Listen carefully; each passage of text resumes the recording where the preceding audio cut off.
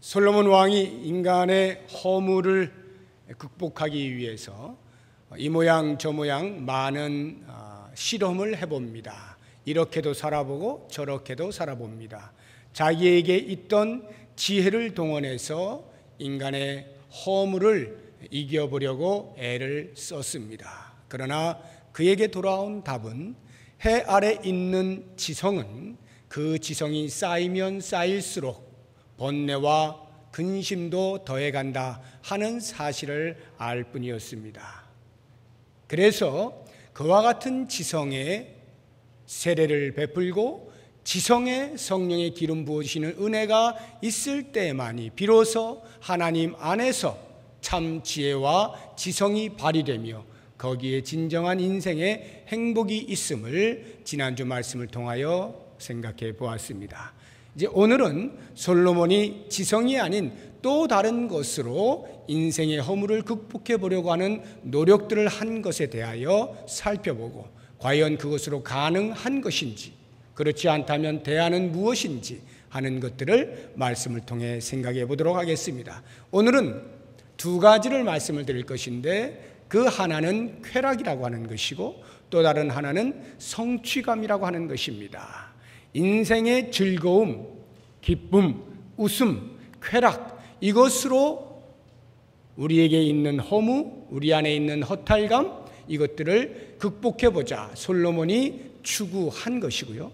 또 다른 하나는 일에 대한 성취감, 성공입니다. 그것을 통하여 내 안에 있는 허물을 이겨보자.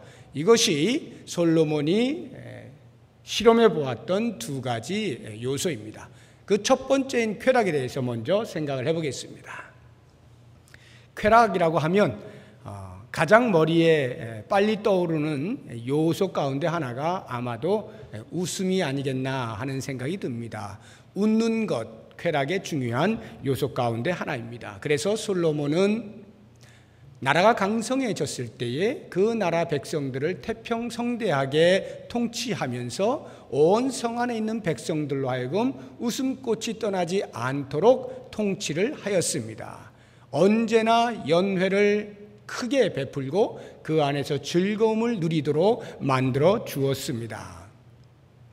웃음이라고 하는 것은 우리가 상식적으로 접근을 해도 화내는 것보다는 훨씬 더 유익하고요. 우리의 건강에도 좋습니다. 그래서 요즘은 의학계에서도 웃음으로 치료를 하는 웃음 치료법이 등장하기조차 하는 것입니다.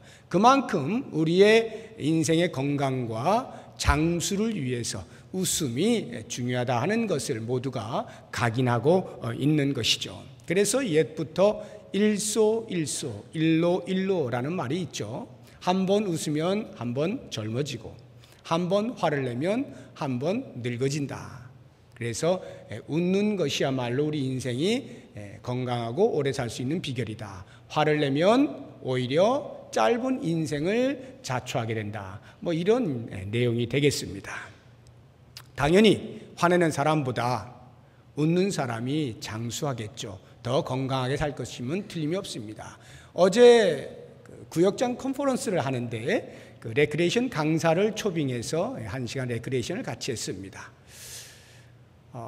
그 가운데 제가 아주 그 강사가 말하는 것 중에 참 재미있는 표현, 제 나름대로는 의미를 받은 그런 말이 있었습니다. 그게 뭐냐 하면 우리나라는 웃음이라고 하는 것과 독특하게 여러 동사들을 섞어서 쓴다는 거예요. 그래서 그게 무슨 말인가 싶었더니 웃음과 버린다라는 동사, 웃음과 넘긴다라는 동사, 웃음과 준다라는 동사 이런 것들을 함께 섞어 쓴다는 거예요. 그래서 함께 쓰게 되면 웃어 버리는 거고 웃어 넘기는 거고 웃어 주는 겁니다.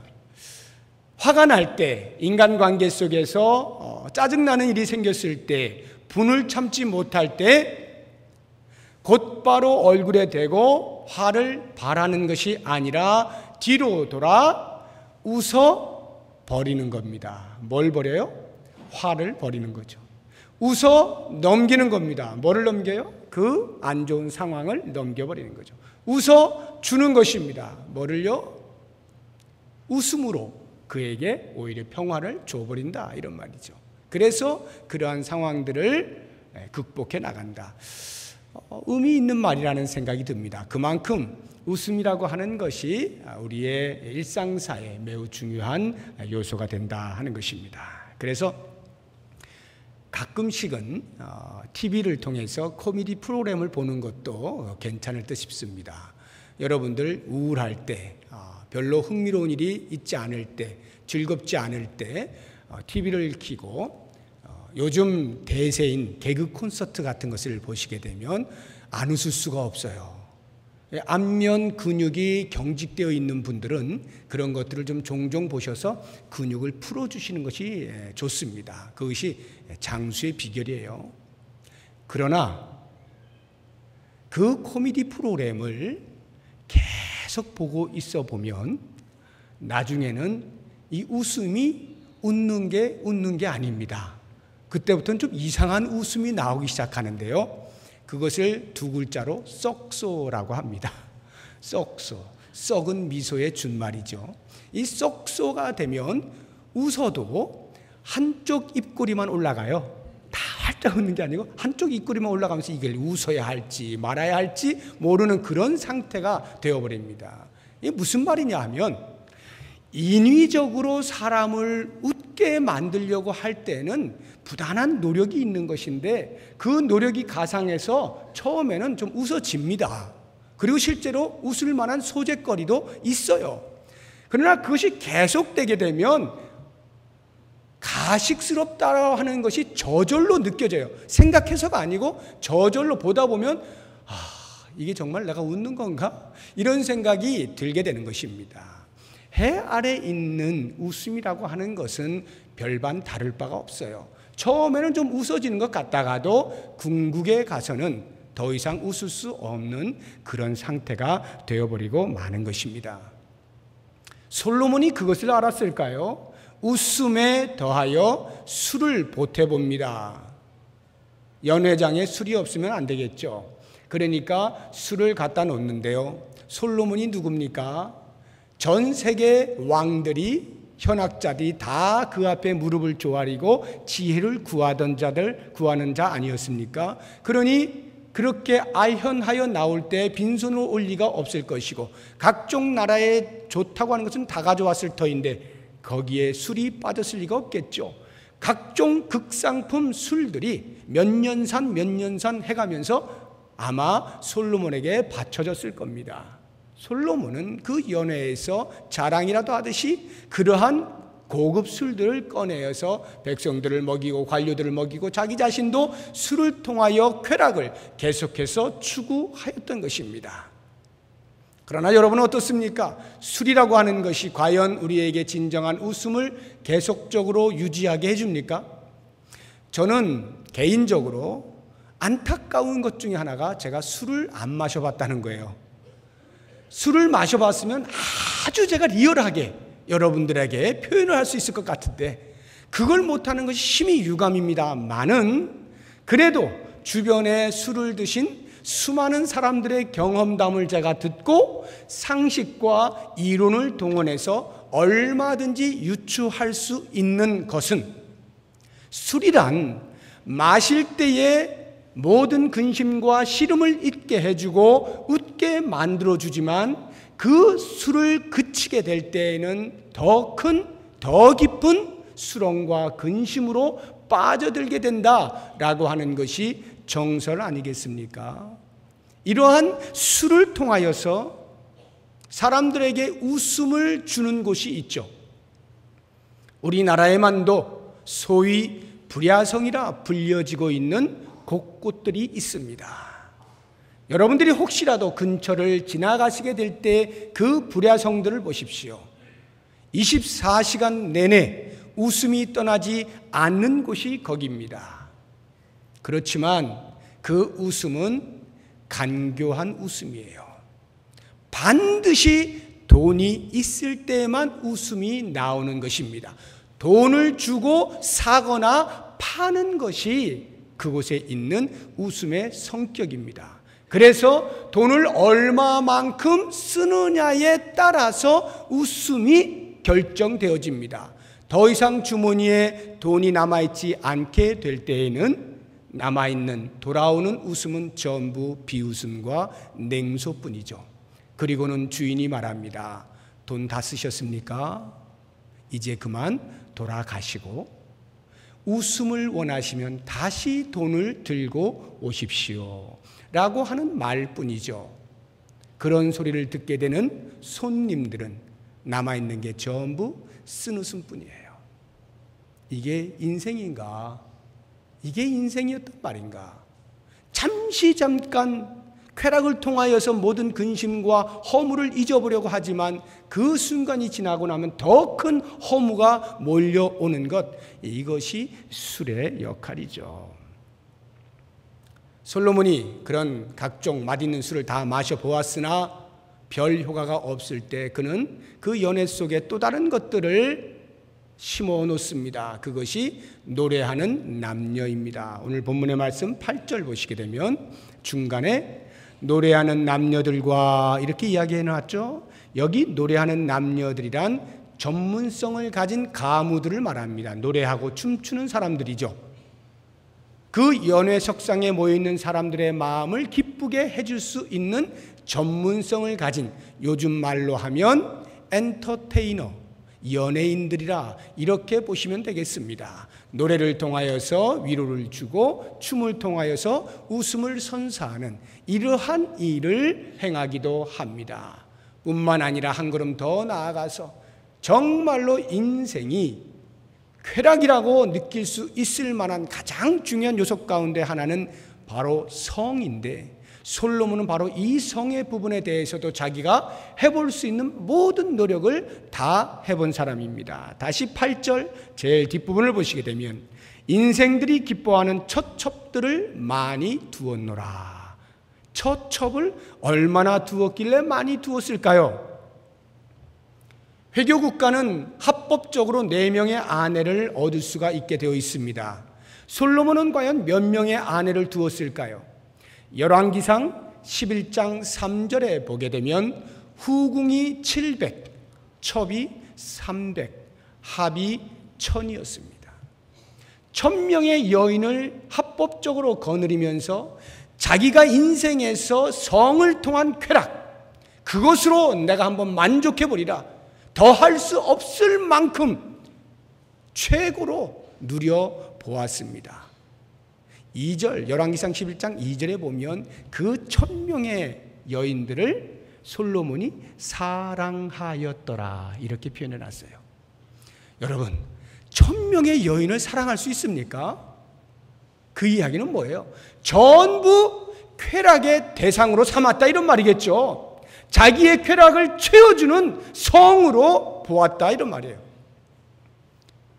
그러한 솔로몬이 결론을 내린 것이 2절에 나옵니다. 2절 말씀 같이 보겠습니다. 2절 말씀 다 같이 읽습니다. 내가 웃음에 관하여 말하여 이르기를 그것은 미친 것이라 하였고 희락에 대하여 이르기를 이것이 무슨 소용이 있는가 하였노라. 웃고 떠드는 것, 모든 연회, 쾌락, 이 모든 것이 다 미친 짓이다 라고 하는 결론을 내릴 수밖에 없는 거예요. 왜요? 그 웃음이 웃음으로 끝나는 것이 아니라 그 뒤에 더 깊은 슬픔과 근심으로 가득 차 있다는 것을 발견하였기 때문이죠.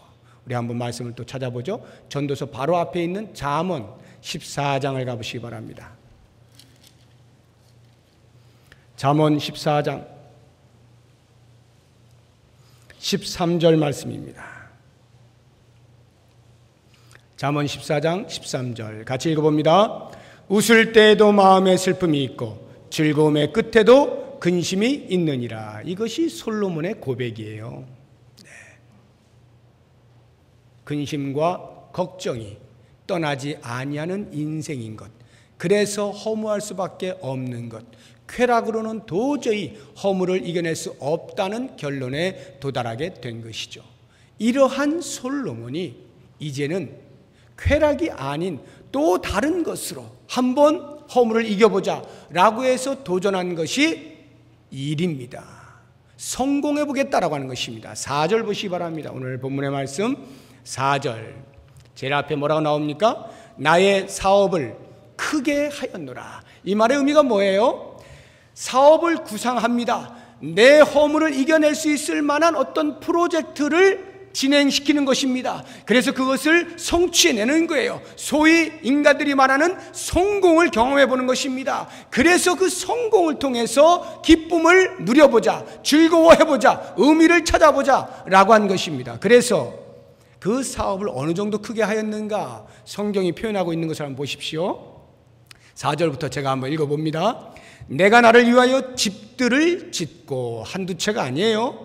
포도원을 일구며 가수원을 짓는데 여러 동산과 과원을 만들고 그 가운데에 각종 과목을 심었으며 나를 위하여 수목을 기르는 삼림에 물을 주기 위해서 연못까지 팝니다. 그리고 남녀 노비들을 돈 주고 사기도 하고 나를 위하여 집 안에서 종들을 낳기도 해봅니다. 나보다 먼저 예루살렘에 있던 모든 자들보다도 내가 소와 양떼의 소유를 더 많이 갖습니다. 은근과 왕들이 소유한 보배와 여러 지방의 보배를 나를 위해서 쌓아둡니다.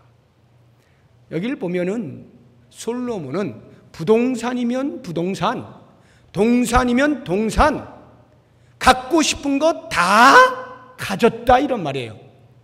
여러분 혹시 갑부집, 재벌집 자제분 되시는 분, 혹시 내가 또 갑부다 이렇게 생각하시는 분 계시는지 모르겠습니다. 그런 분들 한번 생각해 보세요. 솔로몬이 지금 여기에 표현되고 있는 정도로만 우리가 한번 이해를 하고 그가 누리고 있는 부동산과 동산이 어느 정도 될까, 어느 정도로 성취했을까라고 하는 것 상상이 되십니까? 이건 뭐 솔로몬이니까 이런 거지, 나하고는 관계없는 삶이야. 아마 모르긴 몰라도 대부분의 분들은 그렇게 생각하실 거예요. 경험해 본 적이 없거든요, 이런 삶을. 그런데 저는 경험을 했어요. 제가 갑부냐고요? 그건 아니고 갑부가 옆에 있는 걸 제가 봤어요. 제가 남아공에서 공부를 할 때 이렇게 집을 이제 임대해서 살지 않았겠어요. 저의 집의 주인, 집주인이 독일 사람이었는데요, 갑부예요. 그래서 이제 저하고 종종 이렇게 대화도 나누고, 거기 사는 사람은 아닙니다. 별장이니까요. 집은 이제 본집은 독일에 있는 거고 별장을 남아공에 둔 겁니다. 집 2채 딱 지어놓고요. 남아공에 있는 것이 아니라 그리스에도 세워놓고 이집트에도 별장 하나 해놓고 또 자기 나라인 독일에도 또 별장이 따로 있고요. 그리고는 그 별장을 해놓고 어떻게 사느냐 하면은 각종 유실수들을 심어놓고 정원을 가꾸며 아름다운 꽃들을 가꾸고 아주 화려하게 합니다. 그리고 큰 수영장을 만들어 놓고요. 어느 정도로 크고 깊은 수영장이냐면 2층에서 다이빙 할 수 있는 다이빙대를 만들어 놓고 거기서 다이빙, 저도 해봤습니다. 그렇게 만들어 놓고 삽니다. 그리고 기본으로 집안에 가지고 있는 것이 벤츠 스포츠카, BMW 오토바이, 바다고기 많으니까 언제든지 원하면 물고기 잡을 수 있도록 배 2척, 테니스장, 호프집, 이런 것들을 관리할 수 있는 관리인, 이렇게 두고 살아요. 사업은요, 뭘 하느냐, 무엇으로 이렇게 가쁜가? 독일에서 지붕 만드는 사업을 하고 있어요. 제가 그 소리 듣고 깜짝 놀랐습니다. 지붕 만드는 사업이라면 아무리 크게 해도 중소기업입니다. 그것으로 밥 먹고 사는 사람이면 중소기업에 불과한 거예요. 그런데 그 중소기업을 운영하는 사장님께서 지금 사는 패턴이 저로서는 상상할 수 없는 그러한 삶을 살고 있는 거예요. 사업은 자기 딸에게 맡겨놓고 자기는 부인하고 이혼하고 애인을 데리고 여기서 몇 개월 저기서 몇 개월 세계 일주를 하면서 자기가 세워놓은 별장을 돌아다니면서 가장 날씨 좋은 곳만 골라가면서 그렇게 즐기고 사는 사람입니다. 당연히 예수님을 알지 못하죠. 제가 여러 차례 소개를 했습니다만 영어를 잘 못 알아들어요, 이 사람이. 그래가지고 대화가 잘 안 통해가지고 답답합니다. 아무튼 제가 옆에서 그런 사람을 이제 휴가 때만 되면 이렇게 와가지고 저하고 대화도 하고 이렇게 하는데, 그런 사람을 제가 옆에서 이렇게 보다 보니까 야, 인생을 이렇게 살기도 하는구나 하는 것을 제가 간접 경험을 한 겁니다. 그런데 말씀드린 것처럼 중소기업 사장에 불과해요, 이 사람은. 그러면 그보다 더한 사람이 세상에는 수두룩할 것인데 과연 그 사람들의 삶은 어떠할 것이냐? 물론 모두가 다 그렇게 사치스러운 삶을 사는 것은 아닐 것입니다. 많은 마음에 먹자고 하면 얼마든지 그런 화려한 삶을 살 수 있다는 것을 저는 알게 된 겁니다. 그리고 제가 이 솔로몬을 봤어요. 말씀 속에 나타나고 있는 솔로몬, 이 땅의 역사상 그 누구와 비교할 수 없는 가장 부귀 영화를 누렸던 이 솔로몬이라고 한다면, 지금 이 중소기업 사장이 누리는 것은 비교가 안 되는 어마어마한, 그것도 자기가 목적을 하여서 이러한 삶을 살아보겠노라고 하고 모든 동산과 부동산들을 움켜쥐고 자기가 누릴 수 있는 모든 쾌락들을 그곳에서 찾아내고 있는 솔로몬이라고 한다면 과연 어떠한 삶을 살았을까? 상상할 수가 없는 그러한 삶을 사는 것이 솔로몬이었다라고 하는 것을 알게 되는 것입니다. 그런데 이 솔로몬이 그러한 자기의 성취감과 성공에 대해서 무엇이라 말을 하고 있느냐 하면, 내가 수고하여 얻은 것이므로 나는 얼마든지 그것을 누릴 수 있다라고 주장을 하는 것입니다. 오늘 10절을 보시기 바랍니다. 다 같이 읽어봅니다. 무엇이든지 내 눈이 원하는 것을 내가 금하지 아니하며 무엇이든지 내 마음이 즐거워하는 것을 내가 막지 아니하였으니 이는 나의 모든 수고를 내 마음이 기뻐하였음이라. 이것이 나의 모든 수고로 말미암아 얻은 몫이로다. 자기가 누릴 수 있는 권리라고 주장을 하고 있기 때문에 그는 눈에 보이는 대로 마음에 원하는 대로 다 움켜쥐었다 이 말이에요. 그렇게 살아본 솔로몬이 결론으로 우리에게 이야기해주고 있는 것이 11절의 말씀이에요. 같이 한번 읽어봅니다. 그 후에 내가 생각해 본즉 내 손으로 한 모든 일과 내가 수고한 모든 것이 다 헛되어 바람을 잡는 것이며 해 아래에서 뭐하다고요? 무익한 것이로다. 솔로몬이 고백하는 거예요. 해 아래서 무익하다는 것, 바람을 잡으려 했던 것에 불과하다고 이야기를 하고 있는 것입니다. 우리는 이러한 성공을 경험한 사람이 어째서 허무를 노래하고 있는 것일까에 대해서 생각을 좀 해봐야 됩니다. 왜 그럴까요? 왜 허무하다고 말을 하는 것일까요? 왜 바람을 잡는 것이며 무익한 것이라고 말할까요? 그 모든 성공과 성취감이 전부 해 아래 있기 때문입니다. 해 아래 하나님이 안 계신, 하나님과 단절된, 하나님을 떠난 인생의 모든 성공은 다 바람을 잡는 것과 같다라고 말하는 거예요. 모든 것이 다 자기 자신을 위하여서만 살아가는 삶이기 때문에 그래요. 4절 한번 보십시오. 4절 보면 나의 사업을 크게 하였노라. 내가 나를 위하여 집도 짓고 포도원도 일굽니다. 6절 보세요. 나를 위하여 수목을 기르는 삼리에 물 줍니다. 7절 보세요. 나를 위하여 집에서 종들을 낳습니다. 8절 보세요. 은금과 왕들이 소유한 보배와 여러 지방의 보배를 나를 위하여 쌓아둡니다. 전부 그가 추구하는 것은 다 나를 위하여입니다. 나를 위하여, 나를 위하여. 그러니 그 끝이 허무할 수밖에 없어요. 이것은 성공 부분만이 아닙니다. 일 부분만이 아니에요. 쾌락도 마찬가지입니다. 전부 나의 즐거움을 위하여 쾌락을 추구하니까 그 결과는 허무일 수밖에 없어요. 왜 자기 자신을 위하여 쾌락을 추구하고 성취감을 추구할 때 허무할 수밖에 없을까요? 그것은 인생이 그렇게 지어지지 않았기 때문이에요. 인생은 하나님의 손에 의하여 빚어질 때 목적을 가지고 태어났습니다.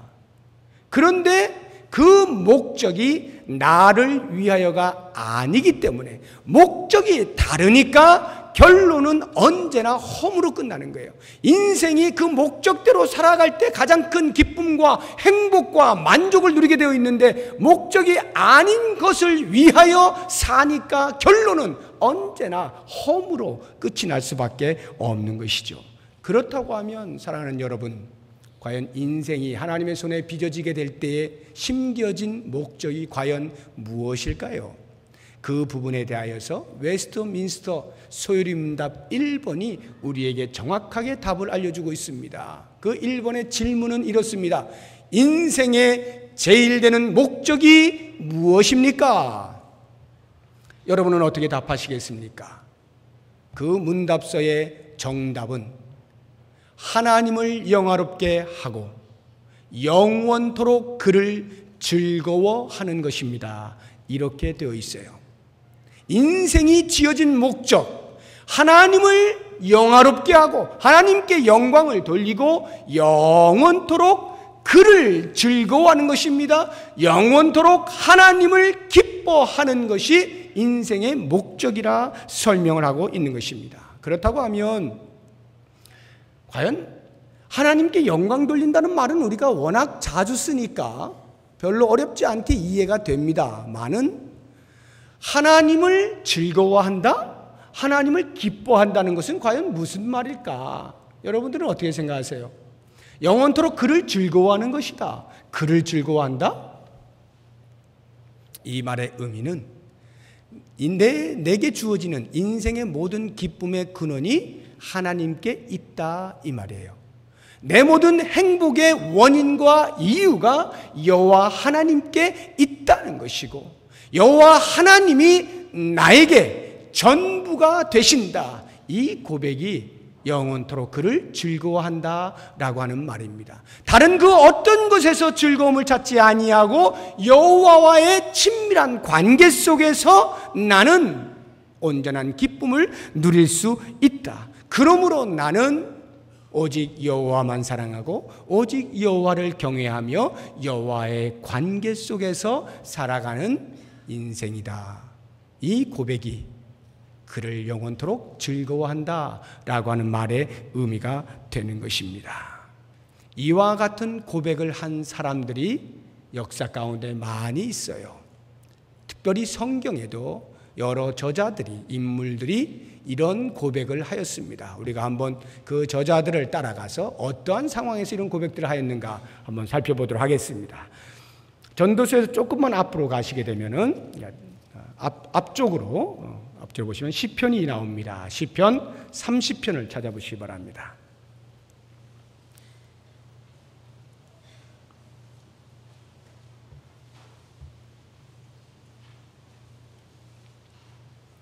시편 30편 11절입니다. 시작. 주께서 나의 슬픔이 변하여 내게 춤이 되게 하시며 나의 베옷을 벗기고 기쁨으로 띠우셨나이다. 이 말은 다윗이 고백한 것입니다. 슬픔이 변하여 춤추게 만들어주시고 근심 걱정의 표징인 베옷을 벗기고 기쁨으로 띠를 띄워주셨습니다. 이 고백은 태평성대를 누리고 있는 때에 다윗이 고백한 것이 아닙니다. 그의 아들 압살롬에 의해서 반역을 당하고 맨발로 머리 푸르고 도망갈 때 그가 하나님을 생각하면서 고백한 것이 이 내용입니다. 다시 보시죠. 주께서 나의 슬픔이 변하여 내게 춤이 되게 하시며 나의 베옷을 벗기고 기쁨으로 띠우셨나이다. 무슨 말일까요? 원수 갚는 것이 여호와께 있다 이 말이죠. 지금 내 앞에 원수가 나를 괴롭게 할 때 기쁨이 어디 있습니까? 온 근심으로 가득할 수밖에 없죠. 그러나 그 원수 갚는 것이 여호와 하나님께 있다고 하는 확신이 들 때 내 마음속에는 나도 모르게 기쁨이 찾아오는 것입니다. 여호와께서 이 일을 아시고 해결해 주신다라고 하는 것을 확신하게 될 때 그분으로 말미암아 기쁨을 누릴 수가 있게 되는 것입니다. 시편 37편 보시기 바랍니다. 37편입니다. 동일하게 다윗이 지은 시인데 4절 같이 읽어봅니다. 또 여호와를 기뻐하라. 그가 내 마음의 소원을 내게 이루어 주시리로다.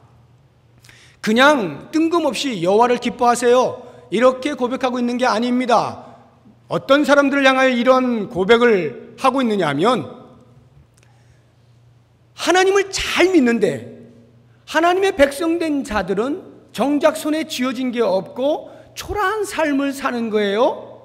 그런데 하나님을 알지 못하는 저 밖에 있는 대적들, 악인이라 생각되어지는 사람들은 오히려 그 길이 형통하는 것입니다. 잘 되는 거예요. 두 다리 쭉 뻗고 잠자는 거예요. 누리지 못하는 게 없어요. 하나님을 잘 믿고 있는 우리가 볼 때 아니 어떻게 이럴 수가 있지? 왜 우리 하나님은 이렇게 불공평하신 거야? 라고 하는 상황이 전개되어졌을 때 그 사람들을 향하여 다윗이 말하는 겁니다. 여호와를 기뻐하라. 왜요? 하나님께서 그 상황을 모르지 않으신다는 것이고 하나님께서는 공평하신 분이기 때문에 그 상황을 반드시 해결하신다는 거예요. 일시적으로 악인이 형통하는 것 같이 보이지만 궁극적으로 하나님은 당신의 자녀들에게 관심이 있으시고 그들의 기도 소리를 들으시고 마음의 소원을 들어주시는 거예요. 이 확신을 가지게 될 때 우리의 마음에는 설령 지금 당장 눈앞에는 하나님을 믿지 아니하는, 하나님과 대적하는, 하나님을 멸시하는 그러한 사람들이 잘 되는 것을 통하여 내 마음이 이거 뭐야 라는 생각이 들지라도 궁극적으로 그 모든 상황들을 정리해 주실 하나님으로 인하여 내 마음에 기쁨이 생긴다라고 하는 것이죠. 한 군데 더 봅니다. 좀 더 앞으로 가시면 느헤미야가 나옵니다. 느헤미야서 8장을 가보시기 바랍니다. 738쪽 구약성경 738쪽 느헤미야서 8장 10절입니다. 같이 읽어봅니다. 느헤미야가 또 그들에게 이르기를 너희는 가서 살진 것을 먹고 단 것을 마시되 준비하지 못한 자에게는 나누어 주라. 이날은 우리 주의 성일이니 근심하지 말라. 여호와로 인하여 기뻐하는 것이 너희의 힘이니라 하고. 지금 느헤미야가 백성들에게 이야기하는데 그 대상이 누구냐 하면 바벨론 포로에서 이제 막 귀환한 백성들입니다.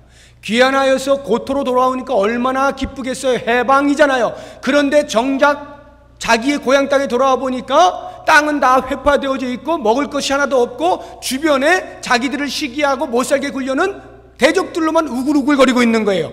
그러한 상황을 보게 되어질 때 우리가 귀환한 것이 무슨 의미인가? 하나님께서 왜 이런 땅으로 우리를 귀환케 하셨는가? 이런 고민을 하고 있을 때 느헤미야가 말하는 것입니다.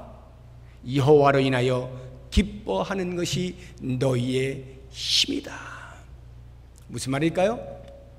하나님께서 애환하고 있는 그 고통을 아시고 위로해 주신다는 것이고 거기에서 반드시 꽃이 피어나게 하시겠다는 것이고 곡식이 여물게 만들어 주시겠다는 것이고 모든 대적의 공격으로부터 막아주시겠다라고 하는 거죠. 이와 같은 여호와의 우리를 향하여 행하시는 일들에 대한 확신이 있을 때 설령 지금 당장 그런 일들이 벌어지지 않고 있다 하더라도 우리의 마음에 기쁨이 있을 수 있다 이 말이에요.